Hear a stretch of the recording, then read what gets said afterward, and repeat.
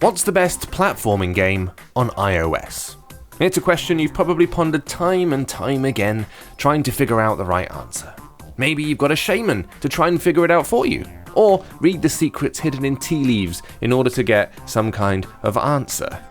Well, frankly, that's quite silly, you've wasted your time, and you should have just waited for us to do this video. But we've done it now, so watch it. You're welcome. We couldn't really start this list any other way. I mean, it's Mario, and he's on mobile, and it works brilliantly. Yes, we can argue about the way that it's priced, but one thing you can't complain about is how well it plays. It's just as slick as you'd expect, but it's smarter, cooler, and more experimental than we had any right to think it might be.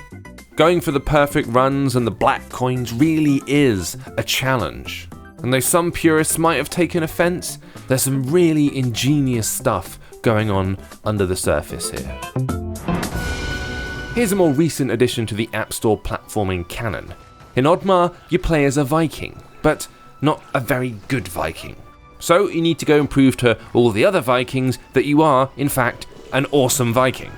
While its Rayman influences are very clear, it is gorgeous. The controls are brilliant, and the level design is constantly changing and tripping you up and forcing you to go one way, then the other, and then upside down and backwards again.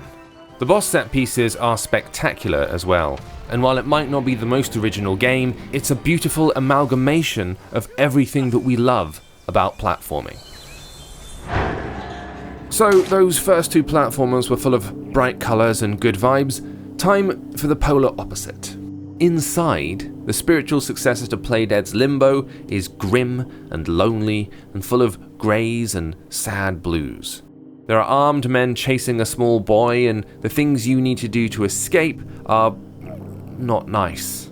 As melancholy and downright creepy as Limbo is, this one ups the "oh god, no" quota by about a factor of 12. It's short, but it packs a real punch. And that ending. Just play it. Before things get too flat, let's talk 3D. Suzie Cube is a retro-ish take on the likes of Mario 64.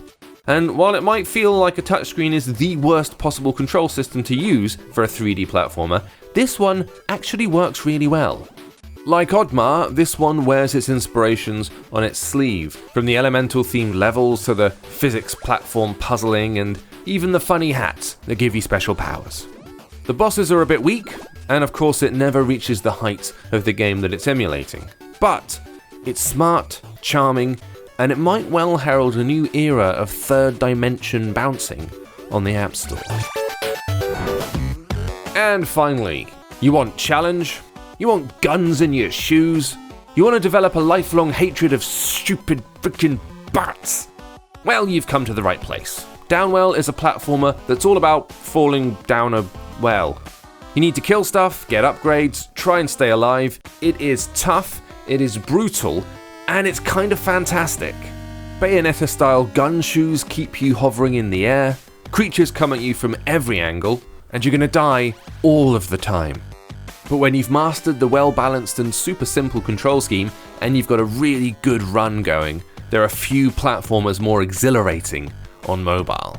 It might look crude from the outside, but underneath its pixel art beats the heart of a sophisticated killer.